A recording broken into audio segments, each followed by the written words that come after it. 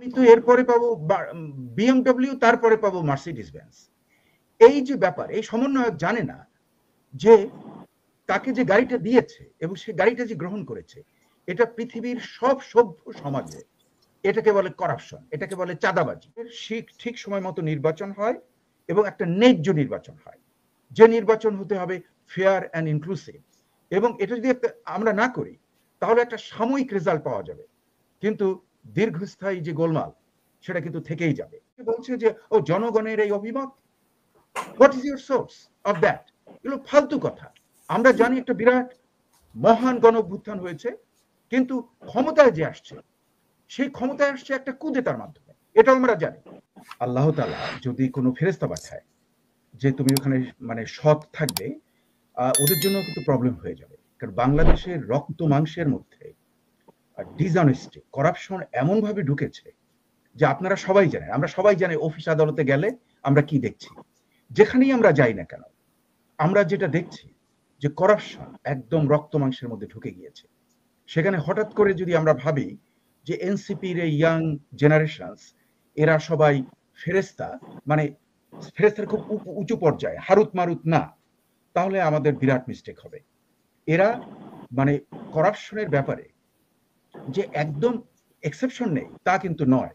আমি যেমন নিজেই আমি দেখেছি যে আমার এখানে একজন ছাত্র ছিল, আমি ডিরেক্টলি ওকে পড়াই নেই, কিন্তু ও পিএইচডি করতো ফাইন্যান্সে, আমি ছিলাম জিওফিজিক্সে। ও কিন্তু জামাত ইসলামীর একজন ঊর্ধ্বতন নেতা, যার মৃত্যুদণ্ড হয়েছিল, তার ছেলে। কিন্তু ওকে আমি দেখেছি, ওর বাবা যখন মন্ত্রী, ওকে দেখছি আমি তিনটা জায়গায় চাকরি করতো। আমি অনেকদিন ওকে বকেছি যে তুমি যে যাও ফ্রেঞ্চ কোয়ার্টারে এত রাতে চাকরি করতে, তুমি হয়তো গুলি খেয়ে বসতে পারো। ও বলছে যে স্যার মানে জাস্ট আমি চেষ্টা করছি। এই কাজেই এটা তো দেখা গেল একটা মানে অনেস্টি। আবার আমি বললাম যে ডক্টর মঈন খান, আমি জানি দীর্ঘকাল থেকে আপনি তাকে ডিসঅনেস্ট করতে পারবেন না। আবার আমি আওয়ামী লীগের একজনকে বলছি, দ্বিতীয় পর্যায়ের, ও জাস্টিস ছিল সুপ্রিম কোর্টের, মানে আমার ভালো বন্ধু, ওকে আপনি কামানের সামনে দিয়ে যদি ওকে গুলি করার চেষ্টা করেন, ওকে আপনি ডিসঅনেস্ট বানাতে পারবেন না। ওর কিচ্ছু নেই, ও মানে হি ইজ কপরদূষণ। মানে ও যদি বাড়ি ভাড়া থেকে, ওর বাড়ি ভাড়াটা কোনো রকমই দিচ্ছে যেহেতু ওর পেনশন আছে, কিন্তু ওটা দিতে না পারে, ও কিন্তু কোথাও থাকার জায়গা নাই ওর। কাজে অনেস্ট কিছু লোক আছে, আমি বলবো না যে একদম নেই, কিন্তু দেশের ডিসঅনেস্টি এমন পর্যায়ে যে তাতে চাঁদা আদায় করা is a normal process of the dishonesty. এমনকি আমরা দেখব যে ডিসঅনেস্টি কাকে বলে, করাপশন কাকে বলে, এরও কিন্তু অনেকে বুঝতে পারে না। যেমন আমি একটা বলি, এই যে সমন্বয়কদের একজন, সে একটা গাড়ি পেল, গাড়িটা আই থিঙ্ক ইটস আউডি বোধহয় পেয়েছে, অথবা সামথিং লাইক দ্যাট। কিন্তু সে যখন জিজ্ঞেস করা হলো যে তুমি এই আউডিটা পেয়েছো, প্রায় আমার মনে হয় দ্যাট ইজ অ্যাপ্রক্সিমেটলি 2 কোটি টাকা ট্যাক্স সহ। সে বলছে যে এটা আমি এমনি পেয়েছি। হ্যাঁ, আমি তো এরপরে পাবো বিএমডব্লিউ, তারপরে পাবো মার্সিডিজ বেঞ্জ। এই যে ব্যাপার, এই সমন্বয়ক জানে না যে তাকে যে গাড়িটা দিয়েছে এবং সে গাড়িটা যে গ্রহণ করেছে, এটা পৃথিবীর সব সভ্য সমাজে এটাকে বলে করাপশন, এটাকে বলে চাঁদাবাজি। কিন্তু ওই লোক এটা জানেও না মনে হচ্ছে, কারণ সে প্রাউডলি বলছিল টেলিভিশনে এসে যে আমি এই গাড়ি পেয়েছি এবং এরপরে পাবো মার্সিডিজ, এরপরে বিএমডব্লিউ, তারপরে মার্সিডিজ। আমি হাসছিলাম যে এই ইয়াং ছেলেটি, সে জানেও না হোয়াট ইজ কল করাপশন, কোনটাকে বলে চাঁদাবাজি। কাজে সেজন্য আমি বলছি যে বাংলাদেশে আপনি যদি চাঁদাবাজি ইতিহাস দেখেন, এটা কিন্তু অনেক আগে থেকে। আমি আপনাকে বলি যে 1921 এর দিকে যখন কমিউনিস্ট পার্টি ফর্ম হয়, ফার্স্ট কমিউনিস্ট পার্টি, আমাদের নোয়াখালীর মুজাফর আহমেদ ছিলেন তার চেয়ারম্যান, তখনও কিন্তু চাঁদাবাজি ছিল, উনি কিন্তু চাঁদার উপরে চলতেন। কাজেই আপনি চিন্তা করে দেখেন, সমস্ত রাজনৈতিক পার্টির লোকগুলো, এরা কেউ চাকুরি করে? এদের কোনো অন্য কোনো ইনকামের সোর্স আছে? তাহলে তারা চলে কিভাবে? চলছে তো এই চাঁদা, এটা হাদিয়াও হতে পারে কিংবা অন্য ধরনের চাঁদা। কাজেই চাঁদা কেউ যদি বলে যে আমি চাঁদাবাজ না, ও চাঁদাবাজ, তাহলে তাকে ওই যে আমাদের এখানে টেস্ট করে, মিথ্যা বলছে কি বলছে না, এটার যে একটা টেস্ট হয়, ওই টেস্টে তাকে নেওয়া উচিত। আমার মনে হয় সে শূন্য পাবে, কারণ সে মিথ্যা বলছে। সে সে নিজেই একজন করাপ্ট পার্সন। এই জন্য আমি বলি, যখন আমরা সংস্কার সংস্কার বলি, তখন আমার বক্তব্য হলো যে কারা বলছে সংস্কারের কথা?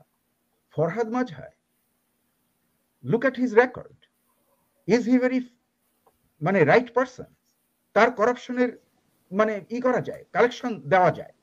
কাজেই এই জন্য আমি বলি যে এই সংস্কার সংস্কার যারা করছে, যে একটা ভালো সমাজ আসবে, আমরা সবাই চাই সেটা হোক, কিন্তু এটা চট করে বাংলাদেশে আসবে না, আকাশ থেকে এসে সবকিছু করবে, এটা সম্ভব নয়। কাজে এটা হবে প্রবহমান পদ্ধতি। এবং এই যে চাঁদাবাজির আপনি প্রশ্ন করলেন, সেটারই উত্তরে আমি বলবো যে একটা সমাজের রিফাইনমেন্ট আসতে পারে ডেমোক্রেটিক প্রসেসে। আমরা যদি 250 বছরের আগে যুক্তরাষ্ট্র দেখি, ও মাই লর্ড, সেখানে ভোট চুরি হচ্ছে, ভোট ডাকাতি, চুরি না, কাউবয়রা এসে গুলি করে বাক্স নিয়ে বাস নতুন ডিক্লারেশন, কে মেয়র, হ্যাঁ, অথবা কে শেরিফ। কিন্তু সেই যুক্তরাষ্ট্র এই 250 বছরের অগ্রযাত্রার মাধ্যমে এখন এখানে নির্বাচন হয় ফেয়ার, এখানে করাপশন করা ভীষণ কঠিন। এটা যে একদম করাপশন নেই তা বলবো না, কোনো সহজেই পারফেক্ট হতে পারে না, কিন্তু এখানে করাপশন করে বেঁচে যাওয়া ভয়ঙ্কর কঠিন ব্যাপার, এবং ধরা পড়ে এবং শাস্তি হয়, তাতে সে যতই পাওয়ারফুল হোক। তা এখন আমার কথা হলো যে আমাদের ধৈর্য ধারণ করতে হবে, যে একটা নির্বাচন দেওয়া হোক। বিএনপি অনেক স্যাক্রিফাইস করেছে, তারা প্রথম বলেছিল অগাস্টে, তারপরে তারা বলেছে ডিসেম্বরে, তারপরে তারা এখন রাজি হয়েছে ফেব্রুয়ারিতে।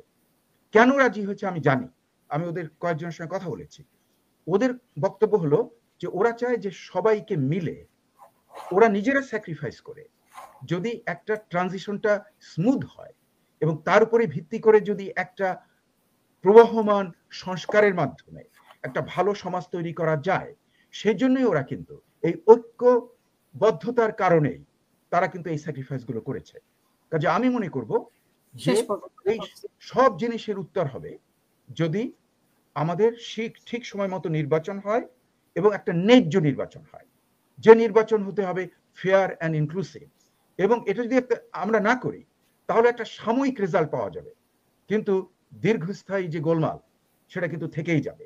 কাজে আমার যেন মনে হয়, প্রথমার্ধে আমি দেখেছি যে জামাত ইসলামী, তারপরে বিএনপি এবং ডক্টর মোহাম্মদ ইউনূস, তারা কিন্তু অনেক অ্যাকোমোডেটিং ছিল প্রথম দিকে, আমার একদম স্পষ্ট মনে আছে।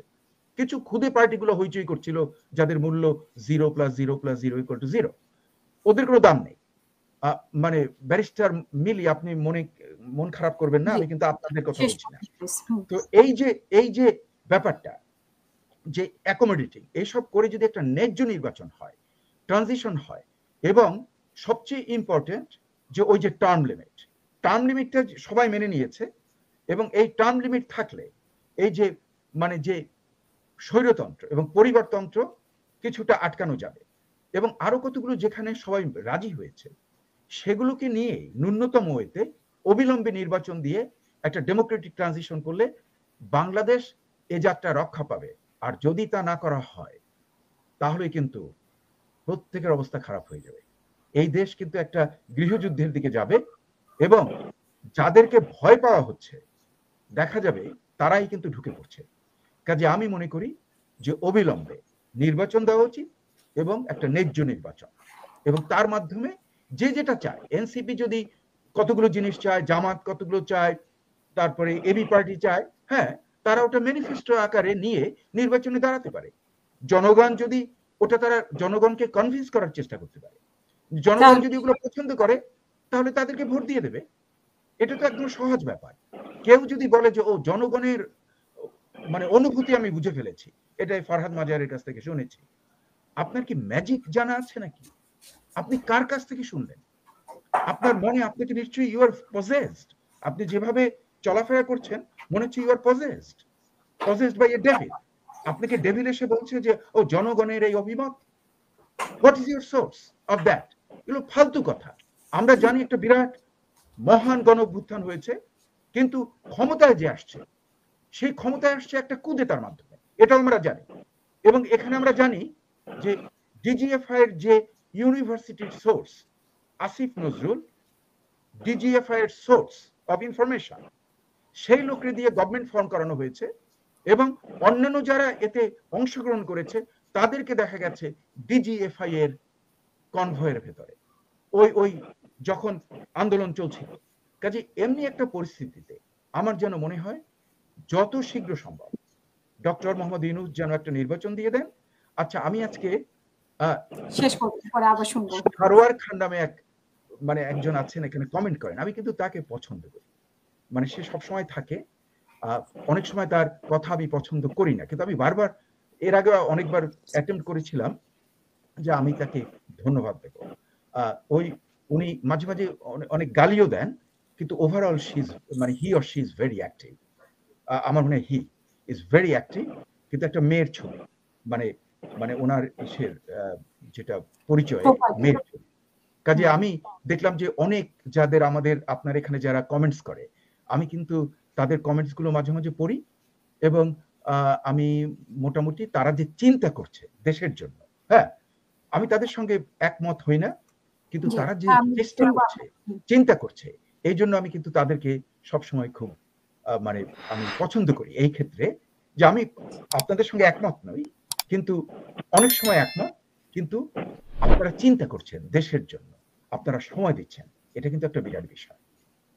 অসংখ্য